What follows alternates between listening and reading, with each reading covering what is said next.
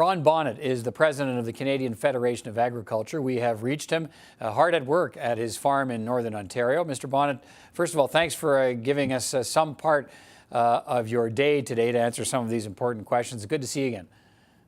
Okay, thanks for the chance to talk about the issues.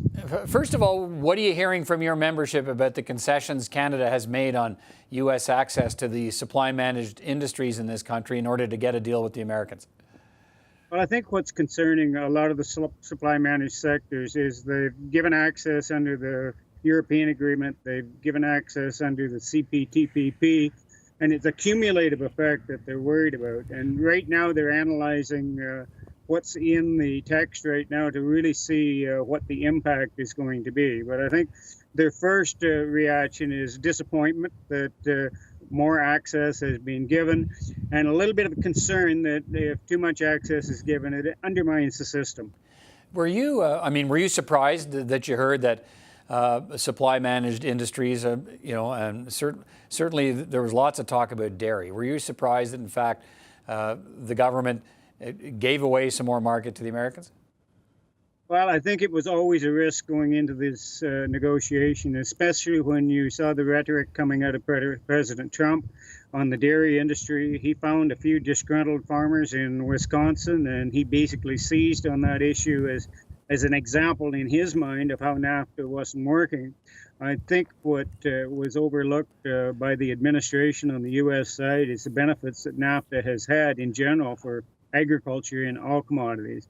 So I think what we're seeing coming out of this negotiation, there's the access issue to supply management that is getting a lot of press. But we didn't get some of the other things that we wanted. We were looking to see if we could get improved meat inspection. That didn't come through.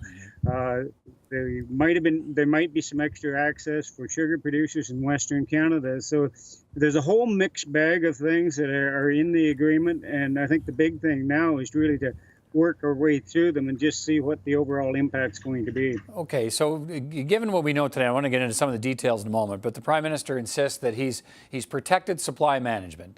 Do you believe he can say that? Well, it depends again on the analysis. I haven't talked directly to the dairy and other supply management officials, but I know that their staff are going through the numbers today. Until they get a real good analysis on what the overall impact is, it's hard to say whether supply management's been protected or not. As far as the starting point that the United States had, saying they wanted to get rid of supply management, we're not there. We gained some there, but just how much the impact is going to be, I think, remains to be seen. Let me focus on dairy, if I can, for a moment. The 3.6% of market share that's now been given to the Americans is not a lot more than the Canadian government was ready to give up under the TPP, which was 3.25%. Is the big difference the phasing out for protection for Canadian producers of that milk powder, the so-called Class 7 milk? For someone who doesn't know the dairy industry, how significant is that? Well, I think the Class 7 issue is a big one. There was a lot of product coming into Canada before they did the changing on the pricing with Class 7. And it was costing some dairy farmers, I heard, as much as 12, 14% on their paycheck. So it's a significant issue. So it's a combination of the market access given and as well as elimination of Class 7 milk pricing system. This agreement also allows the U.S. access to the poultry and egg sectors as well, twice as much as was in the original TPP. And in the case of eggs, that happens immediately. How much of an economic hit could that mean to those producers in this country? Yeah, well, that one there is, I think, a little more complex. I know at the start it looks like double the access. However, we were talking to some of the producer groups, and they're still really looking at the hard numbers to see if that is completely true. There is increased access, definitely, for the other supply managed sectors, and that's going to have an impact, but the financial analysis of that hasn't been done yet. Okay, the Canadian government is promising compensation for farmers who are affected by these changes. They did offer compensation to dairy producers, $250 million after they gave up market share in the European trade agreement. The Minister of Foreign Affairs promised again today compensation for the impact of the new trade deal. What kind of compensation would you like to see? What do you think the government should be prepared to offer up? Well, I think there's a number of things that have to be looked at, whether it's direct cash contribution to producers in supply management, or if it's looking at ways that we can develop some markets of our own that we won't be as much at risk of product coming in from the United States. I think there's a whole number of tools that have to be put in place, but I think it's got to be done with a long-term vision to protect what has been a very solid industry in Canada for a number of years.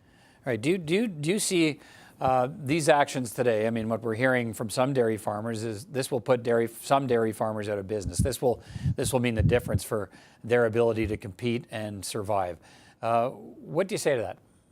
We can't say. I can't say that yet because I haven't got the numbers in my hand that would demonstrate that. I think it's going to be one of those things. Let's take a look at what the real hard numbers are, and then maybe we can answer that question. I think everybody today is sort of in a bit of a daze over what has taken place and how fast it took place. As I say, the changes are going to give additional access, and how much that access affects the bottom line price that farmers get in their check still has to be determined. Okay. There are some who like the changes in this new trade deal because they say, look, they'll result in lower prices for consumers and more choice, that eating away at supply management's a good thing and will be good for consumers. How do you respond to that? Well, if we look at the examples where they eliminated supply management in other countries, the consumers didn't get much of a benefit. Prices for milk and cheese, even in New Zealand, which is touted as the free trading example, their prices are very similar to the prices paid in Canada. So I would be very surprised if I see, or anyone sees, a direct impact on the price they pay. Okay, and the next thing to watch for, I guess, is the political response. We're hearing from, and this, largely again on dairy in Quebec, that there's an election campaign in Quebec, but politicians there are saying, look, they're going to do whatever they have to try and block this agreement because it's bad for dairy farmers in the province of Quebec. Do you think there's enough political will in the farmers you talk to, the organizations you deal with, that there might be efforts to try and block this agreement from taking effect? I'm not sure whether it'll be an effort to block it. I think you mentioned the whole compensation aspect. That'll likely be a big push once we determine what is needed there. As far as blocking it, you have to remember when you're looking at agriculture, it's broader than supply management. There are a number of different commodities that depend on trade, so it's always that balancing act. Whether or not there will be a move to block the agreement, I wouldn't suggest that that's going to happen right away. I think, again, it's going to depend on what we determine the overall financial impact is going to be. All right, Ron Bonnett, Canadian Federation of Agriculture. Thanks for your time today, Mr. Bonnett, and I can tell you've been working and need to get back to work, so we'll let you do that, but we appreciate you talking to us. Okay, thank you. Take care.